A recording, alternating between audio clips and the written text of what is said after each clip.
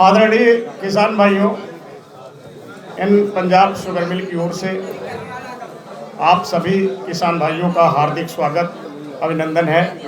और हमारे इन Punjab sugar mill की ओर से, हमारे किसान भाइयों की ओर से, जो हमारे बीच में आप सब्जेक्ट मैटर स्पेशलिस्ट हैं, साइंटिस्ट लोग हैं, उनका हम हार्दिक अभिनंदन और स्वागत करते हैं और उनका बार बार अभिनंदन करते हैं।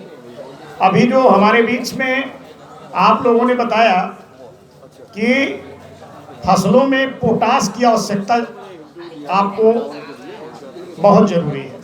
गन्ने में भी जो गन्ना आपकी गिरने की प्रॉब्लम है, आपके तने को, जड़ को मजबूत पोटास करता है। अगर पोटास आप डालेंगे उचित मात्रा में तो उससे गन्ना आपका गिरेगा नहीं, जड़ों का विकास अच्छा होगा। जो आपने अभी नैनो यूरिया के बारे में, नैनो डीएपी के बारे में, नैनो पोटास के बारे में आपने बताया, वो बहुत ही अच्छे तरीके से आपने बताया कि अगर पोटास की कमी है तो आपके फसल की मोटाई, गन्ने की मोटाई अच्छी नहीं आएगी, जड़ों का विकास अच्छा नहीं होगा। विशेषतर हमारे यहाँ किसान भाई पोटास कम डाल रहे हैं, इसलिए पोटास की मात्रा कम से कम आप 2 से 2.5 बोरी एकड़ में मिट्टी चढ़ाते समय 1 बोरी और कम से कम गन्ना बुआई करते समय 1 बोरी आप डालें। अभी हमारे डीडीओ साहब ने बताया कि हमारे क्षेत्र में जिंक की कमी है। जिंक एक लक्षण प्रकट करता है, पत्तियां पीली दिखेंगी आपको, जिंक की कमी हो जाती है। तो जिंक आपको डालना जरूरी है, क्योंकि पत्तियों में जब क्लोरोफिल होगा, हरा होगा पत्ती, तभी तो भोजन बनाएगा। तो इसलिए जिंक का भी प्रयोग करें, आप सल्फर का भी प्रयोग करें। हम आपको ये बताएंगे कि गन्ने में आप जैसे सागरिका है, अभी सागरिका पर चर्चा हुआ, आपने कहा कि सागरिका एक कंप्लीट है, पूरी तरह से ग्रोथ प्रमोटर है, आपके विकास के लिए, गन्ने के विकास के लिए कार्य करता है। तमाम प्लाटों में सागरिका डलवाया गया है और बहुत अच्छा उसका रिजल्ट आया है सागरिका का, और गन्ने का विकास भी हुआ है। हम आपको बताएंगे गन्ने में 5T का प्रयोग करिए। 5T, 5T, 5T का एक नियम है गन्ने में। पहला है ट्रीटमेंट ऑफ सीड, गन्ने को उपचारित करें। दूसरा है ट्राइकोडर्मा यूज, आप ट्राइकोडर्मा का यूज करें। तीसरा है टाइम ऑफ प्लांटिंग, समय से आप बुआई करें। और चौथा है टॉप सोइंग, गन्ने के ऊपरी भाग की बुआई करें, जो नीचे वाला भाग है उसका 1-2 टुकड़ा काट करके आप निकाल दें। और पांचवा है ट्रंच प्लांटिंग, नाली आप गहरी बनाएं और ट्रंच प्लांटिंग, आप समझ रहे हैं, ट्रंच प्लांटिंग जो टुकड़ा है वैसे आड़ा रखें आप जो है। ये 5 चीज़ों का प्रयोग करें। गन्ने में पैदावार बढ़ाने के लिए खरपतवार का नियंत्रण करें। खरपतवार नियंत्रण बहुत महत्वपूर्ण है। अगर आप बहुत स्वस्थ हैं, उसके बाद भी आप जो भोजन करते हैं उसमें से 2 आदमियों को और भोजन आप कराने लगे अपने थाली में, तो धीरे धीरे आपका स्वास्थ्य खराब हो जाएगा। इसलिए सब कुछ करने के बाद जो खरपतवार है उसका आप नियंत्रण करें। इसके नियंत्रण से आपकी पैदावार बढ़ेगी।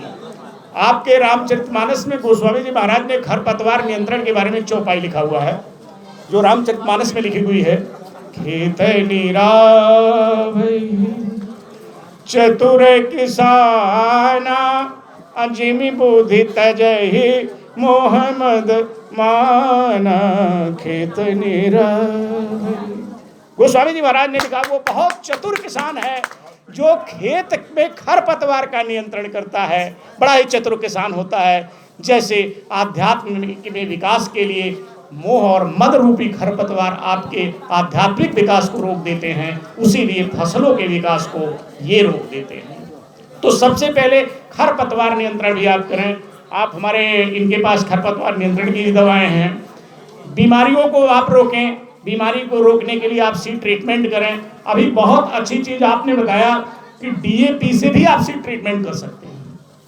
तो इसके लिए अभी आपने जो बताया कि डीएपी से गन्ने के टुकड़े को आप पहले केमिकल उपचार करने के बाद 15 मिनट रोक करके फिर आप डीएपी से उपचार कर सकते हैं। 50 लीटर में आप 500 ml से 50 लीटर पानी में 500 ml है ना? हाँ डाल सकते हैं। 1 एकड़ का गन्ना, 1 एकड़ में 500 ml आप मिलाना है। तो आप जो है उस टुकड़े को निकालेंगे तो उसमें क्या होगा कि जो टुकड़ा है गन्ना एक ऐसा फसल है कि उसका टुकड़ा 15 दिन तक जमीन से आर नहीं लेता है। उसमें दो तरह की जड़ें निकलती है, टेम्परेरी रूट, परमानेंट रूट। जो टेम्परेरी रूट है, सफ़ेद सफ़ेद जड़ें निकलती हैं, वो टेम्परेरी रूट है। तो 15 दिन उसी टुकड़े से खुराक लेगा। जब आप उसको डीएपी से उपचारित करेंगे तो क्या होगा कि जो आपके टीलर्स निकलेंगे उसमें वो स्वस्थ निकलेंगे। जो जमा होगा, जो उसका रूट प्रमोडिया बनेगा, वो स्वस्थ बनेगा, उसी से टीलर्स अच्छे निकलेंगे। बहुत अच्छी बात आपने बताया। इफ्को के बारे में कुछ आपको बताना नहीं है, एक अच्छी कंपनी है, सारे रेंज फर्टिलाइजर के आपके पास है, आप इसको यूज भी कर रहे हैं। तो दो चीज़ों पर ध्यान देना है, खरपतवार। दूसरा चीज, बीज, हेल्दी सीड लेना। गोस्वामी जी ने रामचरितमानस में बीज के भी बारे में लिखा, तुलसी यह तन खेत है, मन बच कर्म किसान, दया धर्म दो बीज है, बोए जो लहै सुजान।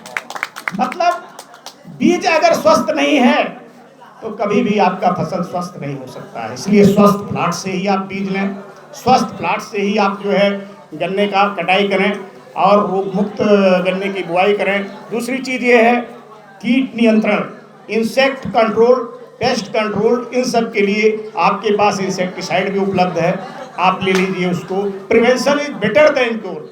बीमारी लग जाए, अगर आग लगने के बाद कुआं खोदेंगे तो नहीं बुझा पाएंगे। अभी बहुत से किसानों को हमने बताया यहाँ पे कि आप फंजीसाइड का प्रयोग कर लो, बीमारी लगे या न लगे। कॉपर ऑक्सीक्लोराइड यूरिया के साथ मिला के आप लोगों ने स्प्रे किया या ऐसे भी आपने डाला तो आपको जो लगने वाली बीमारियां हैं वो रुक गई। अब आप सोच रहे हैं आग लगे तब कुआं खोदें, तो फिर नहीं काम चलेगा। ये जो सीड ट्री जैसे सागरिका है, नैनो डीएपी है, नैनो यूरिया है, ये सारी चीज़ें आप प्रयोग ही करें। देखिए क्या है, आपने जो बताया पत्ती स्टोमेटा, पत्ती की आंख जो होती है स्टोमेटा ऊपर होता है। जैसे जब आपकी बीमारी गंभीर हो जाती है तो टेबलेट से नहीं काम चलता है तो इंजेक्शन लगाया जाता है। इंजेक्शन आपको तुरंत काम करता है।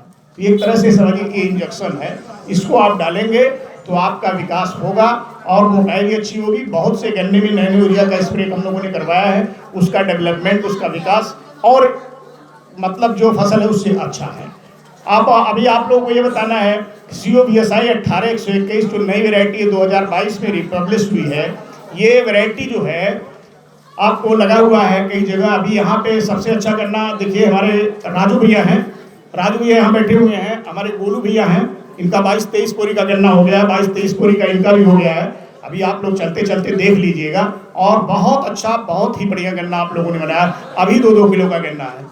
तो इस तरह से गन्ने का पैदावार कैसे बढ़ाया जाए, इस पे बार बार चर्चा होती है। आप लोगों के बीच में गन्ना खेती बाड़ी कार्यक्रम का एक हमारा चैनल भी चलता है, समय समय पे आप मुखातिब होते रहते हैं उससे कि आप कब क्या करें और क्या न करें। तो इसलिए बीच बीच में हमारी मुलाकात होती रहेगी आपसे। और ये जो फर्टिलाइज़र एप्लीकेशन के बारे में आपने बताया, सबसे अच्छी चीज़ हमारे स्पेशलिस्ट जो मिश्रा जी ने बताया कि आप पत्तियों को न जलाएं। जो पत्ती है, चाहे वो किसी भी फसल की पत्ती है, चाहे वो अवशेष गेहूं का हो चाहे गन्ने का हो, किसी भी फसल की पत्ती को जलाएं न, उसमें आप उसको छोटा करके जो आपने कहा उसमें डीकम्पोजर का आप प्रयोग करें तो मृदा में ऑर्गेनिक कार्बन बढ़ेगा। ऑर्गेनिक कार्बन जब तक आप नहीं बढ़ा पाएंगे तब तक आप किसी फसल की पैदावार नहीं ले सकते हैं। ऑर्गेनिक कार्बन बढ़ाने का काम आपका ह्यूमस करेगा, जिसको सेंद्रीय कर्ब बोलते हैं। वो जब पत्ती सड़ेगा उसमें तो उससे ह्यूमस की मात्रा आपकी बढ़ेगी। ये एसिटोबैक्टर्स है, बिवेरिया बैसियाना है, माइकोराइजा है, ट्राइकोडर्मा है, इन सब चीज़ों को आप प्रयोग करें। बहुत अच्छी चीज़ मिश्रा जी ने कहा जो और लोग नहीं कहते हैं, उन्होंने कहा कि ज़मीन को जैविक की ज़रूरत है और फसल को रासायनिक की ज़रूरत है। अब कोई भी ज़मीन में जैविक की ज़रूरत है, उसमें केचुआ की ज़रूरत है, बिवेरिया बैसियाना की ज़रूरत है, एसिटोबैक्टर की ज़रूरत है, असोटोबैक्टर की ज़रूरत है, KSB कल्चर की ज़रूरत है, PSB कल्चर की ज़रूरत है। लेकिन गोदाम में भोजन होना, अनाज होना चाहिए और रसोई में गैस चूल्हा होना चाहिए, तभी तो भोजन बनेगा। तो जो रासायनिक खाद को उपलब्ध फार्म में कन्वर्ट करता है वो बैक्टीरिया करता है। तो बैक्टीरिया को डेवलप होने के लिए डीकल्चर का प्रयोग करें।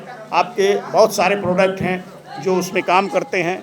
इन्हीं शब्दों के साथ मैं अपनी बात को समाप्त करता हूं और आप सभी लोगों का स्वागत, हार्दिक अभिनंदन करता हूं। और जो कोई आपका कोई प्रश्न होगा तो प्रश्न भी आप कर सकते हैं। बड़े सौभाग्य की बात है कि ऐसे विशेषज्ञ, ऐसे विद्वान लोगों के बीच में आज बोलने का मौका मिला। और इन्हीं शब्दों के साथ मैं अपनी बात को समाप्त करता हूँ। एक बार पुनः अपनी शुगर फैक्ट्री की तरफ से आप लोगों का अभिनंदन और स्वागत करता हूँ।